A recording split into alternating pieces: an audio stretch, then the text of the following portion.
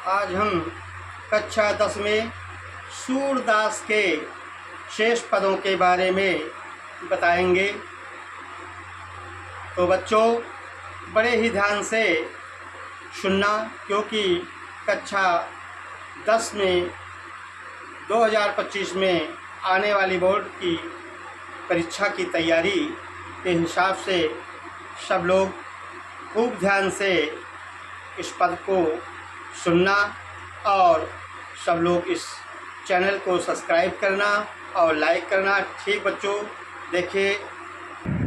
उधो मोहि ब्रज बिसरत नाही, उधो मोहि ब्रज बिसरत नाही। वृंदावन गोकुल बन उपवन, सघन कुंज की छाई। रात समय माता जसुमती अरु, नंद देखी सुख पावत। माखन रोटी दही सजायो, अतिहित साथ खवावत। गोपी ग्वाल बाल संग खेलत, सब दिन असत सिरात। सूरदास धनि धनि ब्रजवासी, जिन सोहित जदुतात। उधो मोहि ब्रज बिसरत नाही। अब बच्चों देखो, इस अवतरण में बताया गया है कि उद्धव जी ब्रज से मथुरा वापस आए तो ब्रज के गोपी और ग्वाल बालों की विरह दशा के बारे में जब श्री कृष्ण से बताने लगे तो श्री कृष्ण कहते हैं उद्धव से, हे उद्धव, उद्धव मोहि ब्रज बिसरत नाही। हे उद्धव, मुझसे भी ब्रज एक क्षण के लिए भुलाया नहीं जा सकता है, क्योंकि वृंदावन गोकुल बन उपवन, सघन कुंज की छाई। वृंदावन गोकुल वन और उपवन, वहाँ की घनी घनी झाड़ियों कुंजों की छाया मुझसे भुलाई ही नहीं जाती है, श्री कृष्ण भगवान कहते हैं उद्धव जी से। और माता यशोदा प्रातः काल कहते हैं कि माँ प्रात समय माता जसुमती अरु, नंद देख सुख पावत। प्रातः काल नंद और माता यशोदा मुझे देख करके बड़ा प्रसन्न होते थे, बड़ा सुख का अनुभव करते थे। और माता यशोदा मुझे सुबह नाश्ते में क्या देती थी, श्री कृष्ण भगवान बताते हैं उद्धव जी से, कहते माखन रोटी दह्यो सजायो, अतिहित साथ खवावत। प्रातः काल माता यशोदा मुझे माखन रोटी और ताज़ा जमा हुआ दही बड़े ही हित माने प्रेम के साथ खिलाती थी।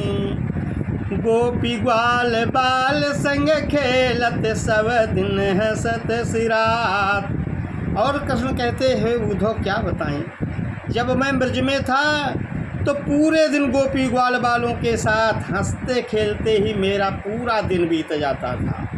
मुझे पता ही नहीं चलता था कितनी जल्दी दिन बीत गया। सूरदास धन्य धन्य ब्रजवासी, जिन सहित जदुतात। सूरदास जी कहते हैं कि वे ब्रजवासी धन्यवाद के पात्र हैं, जिनसे यदुनंदन श्री कृष्ण इतना प्रेम करते हैं। तो बच्चों, इस पद में श्रृंगार रस है और गेय पद है तथा माधुर्य गुण का प्रयोग किया गया है तथा पूरे अवतरण में मधुर कोमल ब्रज भाषा का प्रयोग किया गया है। अगला अवतरण देखिए कि उद्धव जी जब ब्रज को जाते हैं तो उद्धव जी भगवान कृष्ण के समझ लो संदेश वाहक हैं। तो भगवान कृष्ण उद्धव को ब्रज में इसलिए भेज रहे हैं कि तुम जाओ और सारी गोपियों को समझा बुझा देना कि हम तुमसे कहीं अलग नहीं हैं, दूर नहीं हैं। तो उद्धव जी जब जाते हैं ब्रज में तो वहाँ पहुँच करके गोपियों को ज्ञान और योग साधना का उपदेश देते हैं, गोपियों को बताते हैं। तो गोपियाँ कहते हैं कि ऊधो मन न भये 10-20, ऊधो मन न भये 10-20, एक हु तो सो गयो श्याम संग, को अब राधे ईस, ऊधो मन न भये 10-20, इंद्र शिथिल भई के सो बिनु, ज्यों देहि बिनु शीस, आशा लागी रहते तन श्वासा, जीवई कोटि वरीस, ऊधो मन न भये 10-20, तुम तो सखा श्याम सुंदर के, सकल जोग के ईस, सुर हमारे नंद नंदन बिनु, और नहीं जगदीश, ऊधो मन न भये 10-20, ऊधो मन न भये 10-20। देखिए, जब उद्धव जी गोपियों को ज्ञान और योग साधना का उपदेश देने लगे तो गोपियाँ उद्धव से कहते हैं, उद्धव जी आराधना मन से होती है, तो हमारे पास 10-20 मन तो है नहीं, मन तो केवल मेरे पास एक ही था। तो गोपियाँ कहती, एक हो तो सो गयो श्याम संग, कोयब राधे ईसे। उद्धव जी हमारे पास तो केवल एक ही मन था, वो भी श्री कृष्ण के साथ चला गया। अब कौन तुम्हारे इस योग साधना के उपदेश को स्वीकार करे। और कृष्ण के वियोग में कहती हैं गोपियाँ कि इंद्री शिथिल बही के सौ बिनु, ज्यों देहि बिनु शीस। हमारी इंद्रियां श्री कृष्ण के बिना उसी प्रकार शिथिल हैं जैसे बिना सिर के शरीर। पहचान सिर से होती है, धड़ से नहीं होती है। तो श्री कृष्ण के वियोग में मेरा शरीर बिल्कुल शिथिल हो गया है, निर्जीव जैसा हो गया है, जैसे बिना सिर के धड़। लेकिन श्री कृष्ण भगवान हमसे वापस आने का आश्वासन दे करके गए हैं। तो इसी आशा में गोपियाँ कहती हैं कि आशा लागी रहती तन श्वासा, जीवन कोटि वरीस। श्री कृष्ण के आने के प्रतीक्षा में मेरे प्राण अटके हुए हैं, मेरी सांसें अभी केवल चल रही हैं।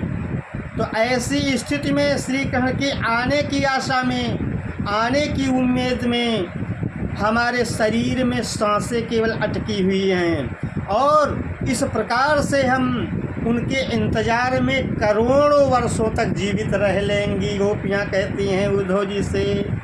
तो और उद्धव जी से क्या कहने गोपियाँ कि हे उद्धव जी, तुम तो सखा श्याम सुंदर के, शकल जोग के ईश।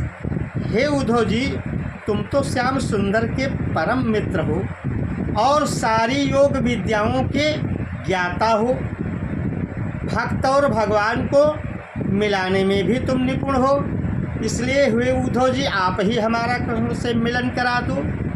क्योंकि सूरदास जी कहते, गोपियाँ कहते, सूर हमारे नंद नंदन बिनु और नहीं जगदीश, उद्धव मन न भये 10-20। गोपियाँ कहती हैं नंद नंदन श्री कृष्ण के अलावा मेरा कोई परमात्मा नहीं है। इस अवतरण में वियोग श्रृंगार है, वियोग रस है और मधुर कोमल ब्रजभाषा का प्रयोग किया गया है। अनुप्रास एवं उत्प्रेक्षा अलंकार है तथा माधुर्य गुण है। बच्चों अगला देखिए। उद्धव जी बार बार गोपियों को निराकार ब्रह्म का उपदेश देते हैं कि तुम योग साधना को स्वीकार कर लो। तो गोपियाँ उद्धव जी के ज्ञान के उपदेश को माने क्या और उल्टा उद्धव जी से नाराज़ हो जाती है। क्या कहती हैं उद्धव जी की बातों को सुन करके गोपियाँ कि उद्धव जाओ तो मैं हम जाने, उद्धव जाओ तो मैं हम जाने, श्याम तुम यहाँ को नहीं पठयो,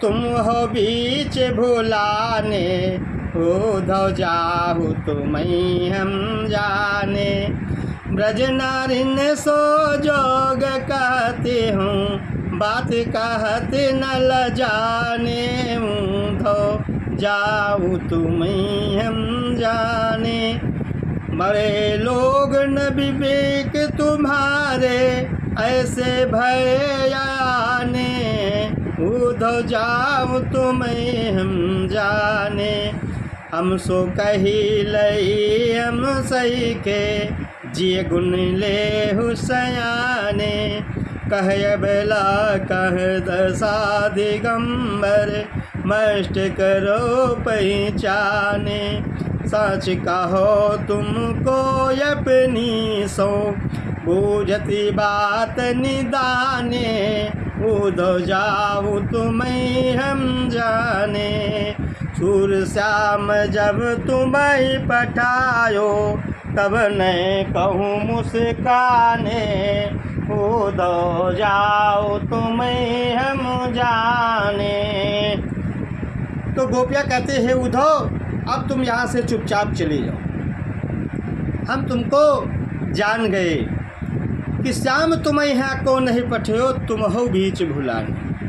गोपियों को जब उद्धव जी बार बार योग साधना की शिक्षा देते हैं तो गोपियाँ नाराज़ हो उठती हैं, कहते हैं उद्धव अब तुम यहाँ से चले जाओ, श्री कृष्ण ने तुमको यहाँ नहीं भेजा था, तुम रास्ता भूल करके यहाँ चले आए हो बीच में।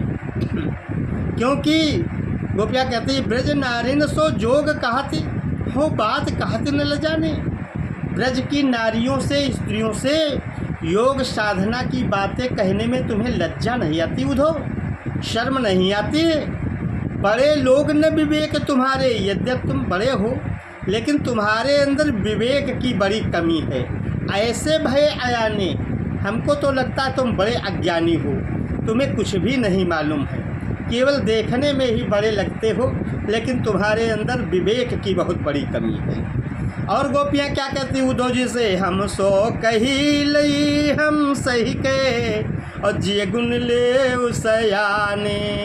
हे उद्धव जी तुमने हमसे जो ये बातें कही तो हमने तो चुपचाप सहन कर ली, लेकिन हे चतुर उद्धव जी एक बात समझ लो तुम कि कहाँ अबला कहाँ दशा दिगंबर, मास्ट करो पहचाने।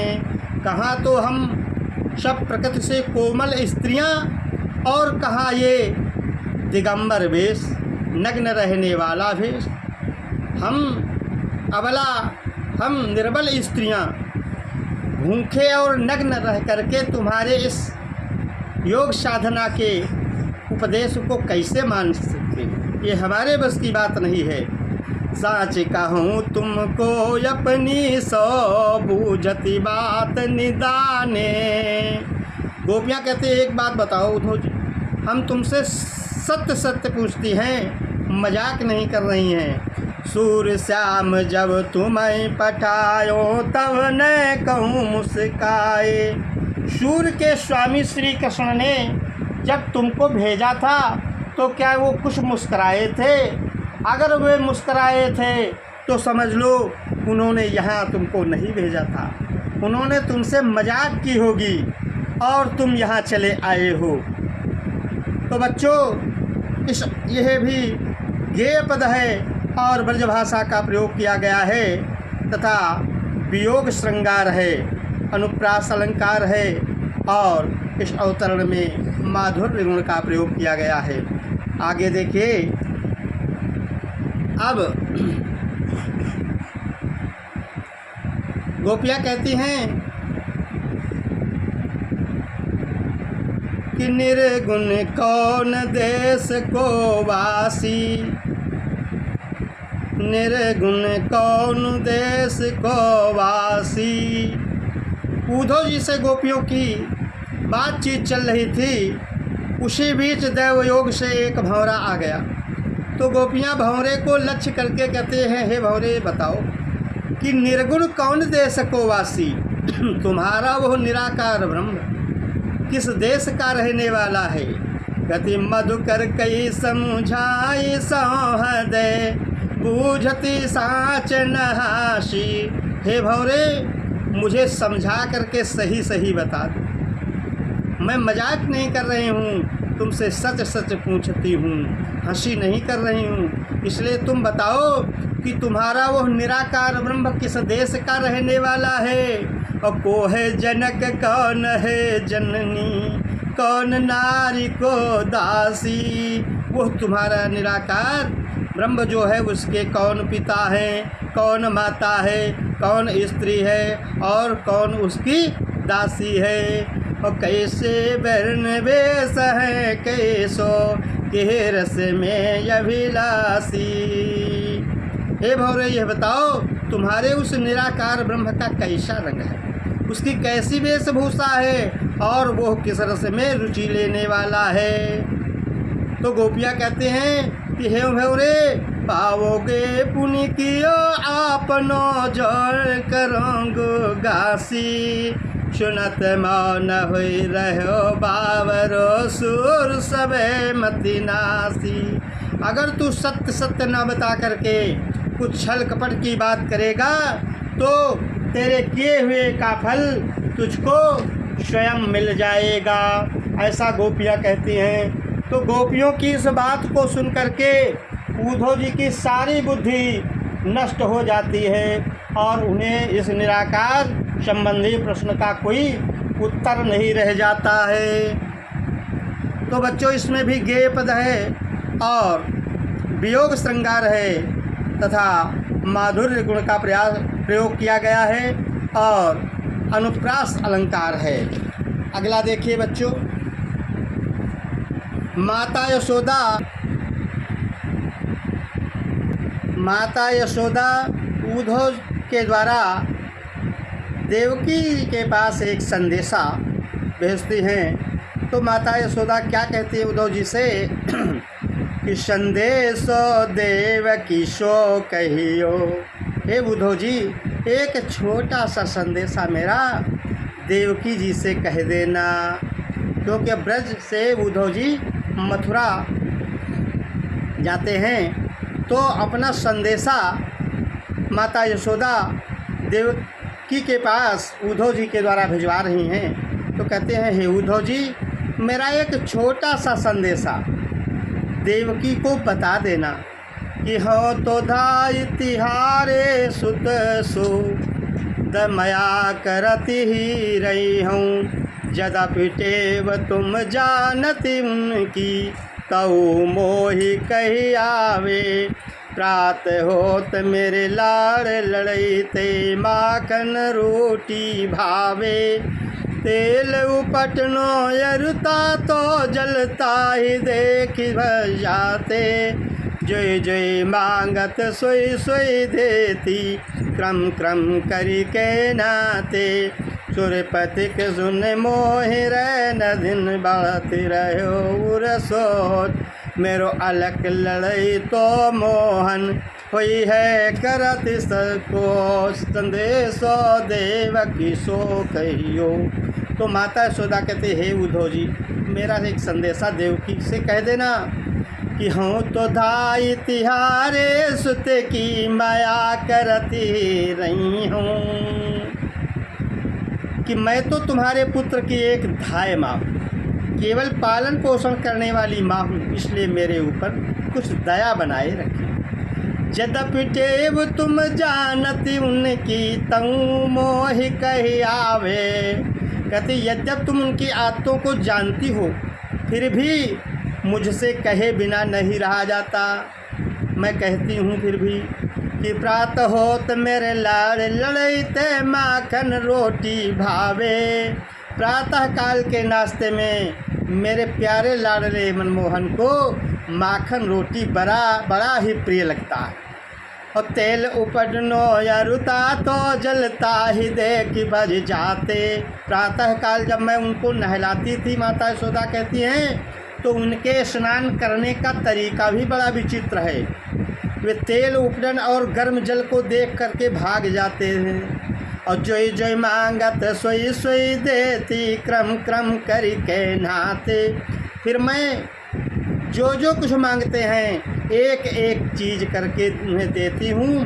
फिर वो एक एक चीज़ लेकर के क्रमशः स्नान करते हैं। सूरपतिक सुन मोहि रैन दिन बढ़ो रात उर सोच।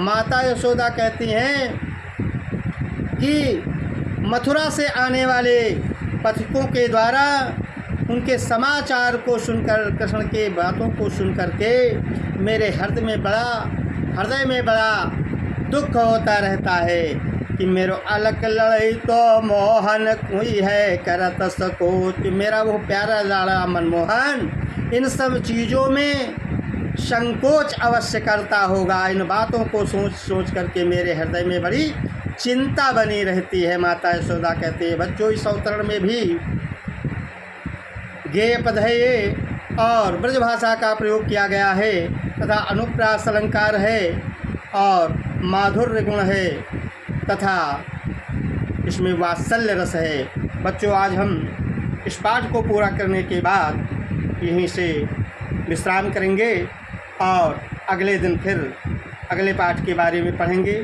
आप सब हमारे आधुनिक हिंदी ज्ञान सागर चैनल को लाइक करें, सब्सक्राइब करें। जय हिंद।